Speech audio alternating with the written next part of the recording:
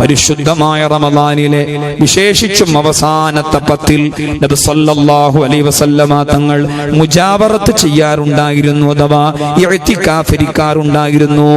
ആയിഷ ബീബി റളിയല്ലാഹു അൻഹയുടെ പ്രയോഗമാണ്. അതുകൊണ്ട് റമളാനിന്റെ പകലിലെയും രാത്രിയിലെയും പുരുഷന്മാരെ സംബന്ധിച്ചിടത്തോളം പള്ളിയിൽ പോയി നമുക്ക് ചെയ്യാൻ പറ്റുന്ന ഒരു സൗന്ദര്യമാണത്. അല്ലാഹു തൗഫീഖ് തരട്ടെ.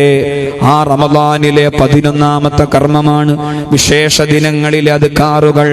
ആദ്യത്തെ 10 റഹ്മത്തിന്റെ 10ആണ്, രണ്ടാമത്തെ 10 മഗ്ഫിറത്തിന്റെ 10ആണ്, മൂന്നാമത്തെ 10 ഇത്ഖും മിനന്നാർ നരകത്തിൽ നിന്ന് മോചിപ്പിക്കുന്ന 10ആണ്. ഓരോ 10ലും സന്ദർഭോചിതമായ അദ്കാറുകളുണ്ട്.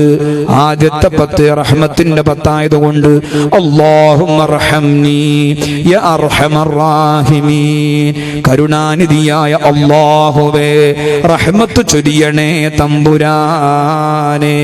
രണ്ടാമത്തെ 10 മഗ്ഫിറത്തിന്റെ 10ആണ്. അല്ലാഹുമ്മ ഗ്ഫിർലി ദുനൂബി യാ റബ്ബൽ ആലമീൻ, അല്ലാഹുവേ നിന്റെ അപാരമായ റഹ്മത്ത് കൊണ്ട് എന്നെ പരിപൂർണമായും വിമലീകരിക്കണമേ, എന്നെ പരിപൂർണമായും ശുദ്ധീകരിക്കണമേ. അവസാനത്തെ 10 ഇത്ഖിന്റെ 10ആണ്, നരകത്തിൽ നിന്ന് മോചിപ്പിക്കുന്ന 10ആണ്. അല്ലാഹുമ്മ ഇന്നക അഫുവ്വുൻ തുഹിബ്ബുൽ അഫ്വ ഫഅഫു അന്നി, അല്ലാഹുമ്മ അത്ഖിനി മിനന്നാർ വഅദ്ഖിൽനിൽ ജന്നത യാ റബ്ബൽ ആലമീൻ. അതുകൊണ്ട് വിശേഷ ദിനങ്ങളിലെ അദ്കാറുകൾ അത് ചൊല്ലുമെന്ന പ്രതിജ്ഞ മനസ്സി സമയത്ത് വേണം. അതുപോലെ റമളാനിലെ 12ാമത്തെ കർമ്മമാണ് ഖിയാമുൽ ലൈൽ. മറ്റുള്ള ദിവസങ്ങളിലും തഹജ്ജുദ് നിസ്കാരമുണ്ട്, മറ്റുള്ള സന്ദർഭങ്ങളിലും തഹജ്ജുദ് നിസ്കാരമുണ്ട്. പക്ഷേ പരിശുദ്ധമായ റമളാൻ കടന്നു വന്നാൽ പ്രത്യേകമായി ഖിയാമുൽ ലൈൽ കൊണ്ട് സജീവമാക്കുന്നത്, തഹജ്ജുദ് നിസ്കാരം കൊണ്ട് ധന്യമാക്കുന്നത് പൂർവികർ കാണിച്ചു തന്ന ശീലമാണ്. അല്ലാഹ് ഭാഗ്യം നൽകണേ റബ്ബേ. 13ാമത്തെ കർമ്മമാണ് റമളാൻ പകുതി കഴിഞ്ഞാൽ വിത്ർ നിസ്കാരത്തിൽ ഖുനൂത്ത് പ്രത്യേകമായി ഓതൽ സുന്നത്തുണ്ട്. 14ാമത്തെ കർമ്മം ഓരോ ഇൽമിന്റെ മജ്ലിസും സജീവമാകുന്ന മാസമാണ് റമളാൻ.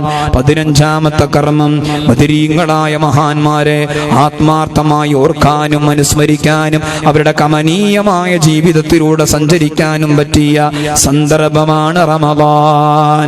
ഇങ്ങനെ പരിശുദ്ധമായ റമളാനിലേക്ക് നോക്കി 15 പ്രധാനപ്പെട്ട കർമ്മങ്ങൾ. ചിലത് നേരിട്ട് റമളാനുമായി ബന്ധമുള്ളതാണ്, ചിലത് പരോക്ഷമായി റമളാനുമായി ബന്ധമുള്ളതാണ്. ആ പ്രതിജ്ഞ മനസ്സോടുകൂടെ വേണം റമളാനിന്റെ ഭൂമികയിലേക്ക് കടക്കാൻ. അല്ലാഹു തആല അതിനുള്ള ആരോഗ്യവും തൗഫീഖും തരട്ടെ. അല്ലാഹു സുബ്ഹാനഹു വ തആല അതിനുള്ള ആരോഗ്യവും തൗഫീഖും നമുക്കെല്ലാവർക്കും പ്രദാനം ചെയ്യട്ടെ. 6ാമത്തെ പോയിന്റ്, റമളാനിനെ മുന്നിൽ കണ്ടുകൊണ്ട് ഞാനും നിങ്ങളും ഉൾക്കൊള്ളേണ്ട 6ാമത്തെ പോയിന്റ്, നബി സല്ലല്ലാഹു അലൈഹി വസല്ലമ തങ്ങളുടെ റമളാൻ മുന്നൊരുക്ക പ്രഭാഷണമാണ്. റമളാൻ മുന്നൊരുക്ക പ്രഭാഷണം ഞാനോ നിങ്ങളോ ആരംഭിച്ചതല്ല. സൽമാനുൽ ഫാരിസി റളിയല്ലാഹു അൻഹു റിവായത്ത് ചെയ്യുന്ന ദൈർഘ്യമേറിയ ഹദീസിൽ അത് കാണാം. ഞാൻ ഈ പറയുന്ന കാര്യങ്ങളെല്ലാം മനസ്സിൽ കുറിച്ചിടണം. ശഅബാൻ ഉൾക്കൊള്ളണം. ശരീരം കൊണ്ട് റമളാനിന് വേണ്ടി ഒരുങ്ങണം, മനസ്സുകൊണ്ട് റമളാനിന് വേണ്ടി ഒരുങ്ങണം, പരിസരം കൊണ്ട് റമളാനിന് വേണ്ടി ഒരുങ്ങണം. റമളാൻ ഉൾക്കൊള്ളുന്ന 15 പ്രധാനപ്പെട്ട കർമ്മങ്ങൾ അത് നന്നായി പഠിക്കണം, അതിലെ കുറ്റമറ്റ കർമ്മങ്ങളായി മാറ്റുമെന്ന് പ്രതിജ്ഞ ചെയ്യണം. 6ാമത്തേത് നബി സല്ലല്ലാഹു അലൈഹി വസല്ലമ തങ്ങളുടെ റമളാൻ മുന്നൊരുക്ക പ്രഭാഷണമാണ്. അബുൽ ലൈസി സമർഖന്ദി റളിയല്ലാഹു അൻഹു അദ്ദേഹത്തിന്റെ തംബീഹുൽ ഗാഫിലീൻ എന്ന കിതാബിൽ നോമ്പിനെ കുറിച്ച് പറഞ്ഞെടുത്ത് കാണാം. നോമ്പിനെ കുറിച്ച് പറഞ്ഞെടുത്ത് കൊണ്ടുവന്നിട്ടുണ്ട്. സൽമാനുൽ ഫാരിസി റളിയല്ലാഹു അൻഹുവിന്റെ ഒരു റിവായത്ത്, ശഅബാനിന്റെ അവസാനത്തെ ദിവസം നബി സല്ലല്ലാഹു അലൈഹി വസല്ലമ തങ്ങൾ നടത്തിയ പ്രസംഗമാണത്.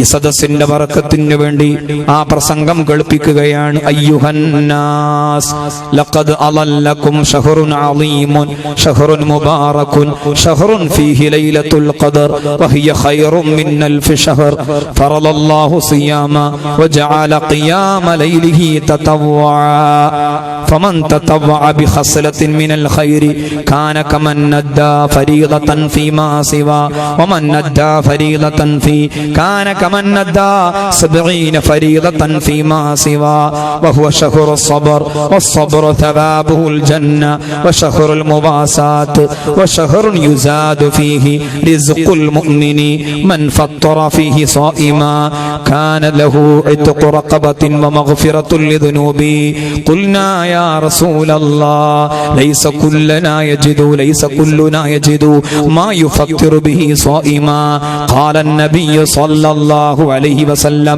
يعطي الله هذا الثواب من فطر صائما على مذقة لبن أو تمرة أو شربة ماء ومن نشبع صائما كانت له مغفرة لذنوبه وسقاه ربه من حوض شربة لا يظمأ بعدها حتى يدخل الجنة وكان له أجر مثل أجره من غير أن ينقص من أجره شيء وهو شهر أوله رحمة وأوسطه مغفرة وآخره عتق من النار ومن خفف عن مملوكه فيه أعتقه الله من النار.